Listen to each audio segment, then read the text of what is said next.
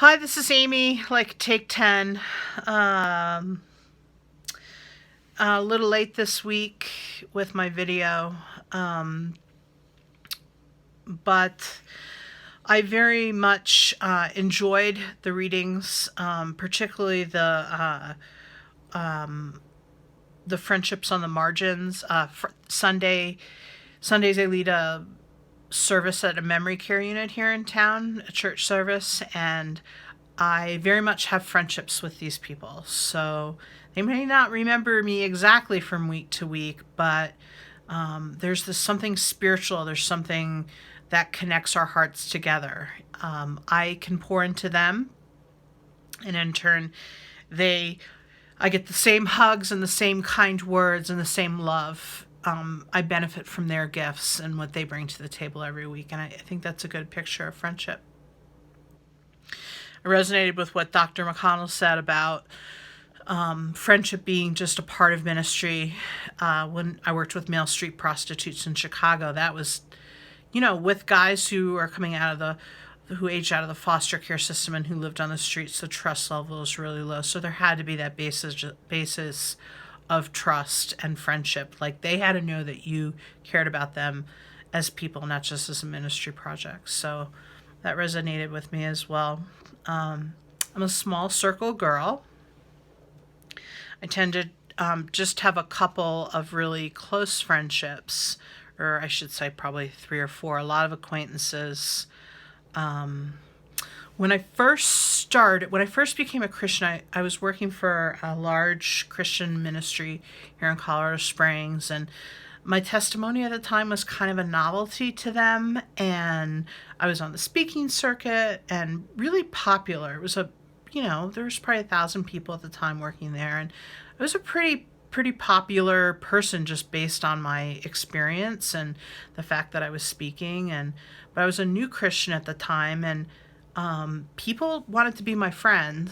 But when things kind of came up, like down the road where I started to have problems spiritually, they pulled away. They couldn't handle it, and it taught me, just even in my late 20s, something important about friendship that, for me, that translates to this day, and that's that I bring a lot to the table in my friendships, but you've got to be able to handle the occasional broken pieces and I feel like I'm the same, and there has to be a mutual respect as well.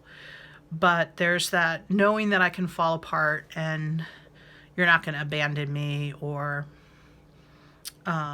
say you can't handle it, or I don't know. And I think that just comes with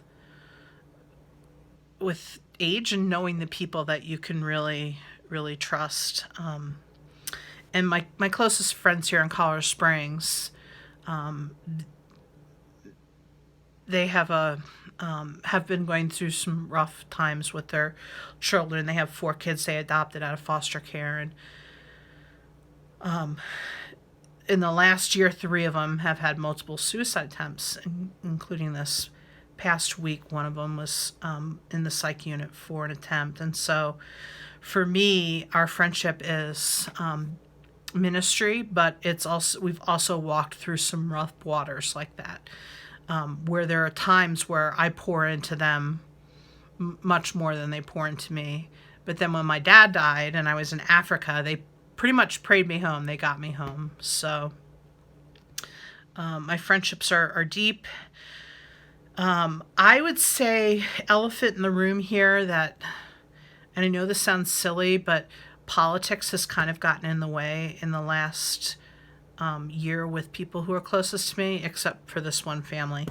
But knowing that, like as in John says, that we can be grafted in and kind of be on the vine together, but not talk about everything.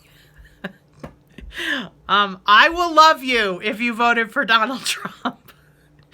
You can be one of my closest friends. I mean, I work for an organization as a freelance writer where I love the people there, but many of them voted for, I don't know. I don't want to get into politics, but it's amazing how that has divided people that have divided me and others, or has threatened to.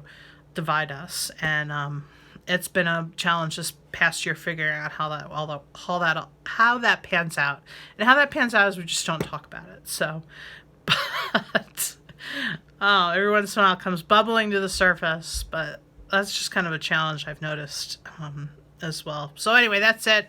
I'm at 5:21. Not only is it late, but it's over. So thanks. Bye.